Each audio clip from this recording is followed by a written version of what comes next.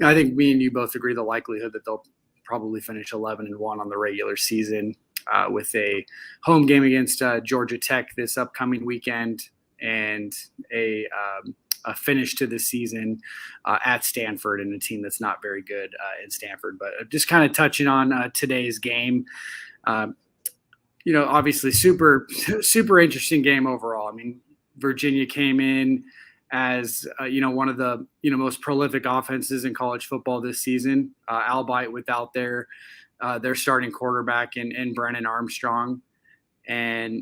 But at the same time, if you would if you would have asked me before the game started that they would put up essentially a zero spot, and certainly no touchdowns, I would have said that there's no chance. Notre Dame's defense has been shaky at times this season, and with that said, I don't think you go from being maybe the best offense in college football, at least statistically speaking, to what they put on display today at home, nonetheless. So, Ben, let's maybe hear some of your thoughts on that as well.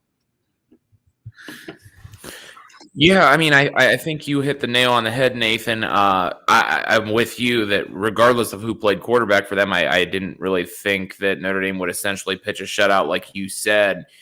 And by the way, I hate that Bronco Mendenhall called for that field goal there, but I don't know. Like, that's just not what I would do in that particular situation, but whatever makes you feel better, I guess.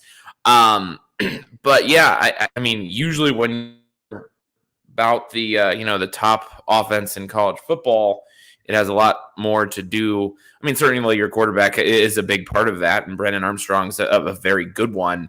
However, that also generally means that you've got 10 other guys, and really more like 15 other guys who are dudes on the offensive side of the football as well. And so, I definitely agree with you that a great performance from the Notre Dame defense to shut down the Virginia offense.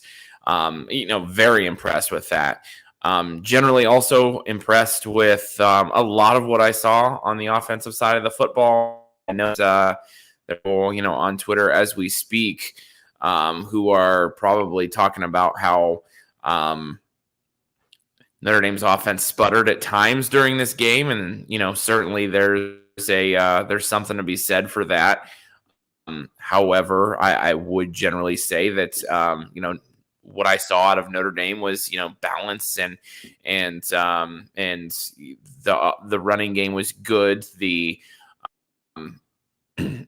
Jack Cohn was good at times. I liked what I saw from Tyler Buckner before the fumble. Certainly, Logan Diggs was flashed again. I love that kid. So, lots of good things overall. I mean, certainly, not a perfect football game, but at the same time, if you're talking about, and I feel like this is a theme that you and I say all the time, we're talking about some imperfections after 28-3 win.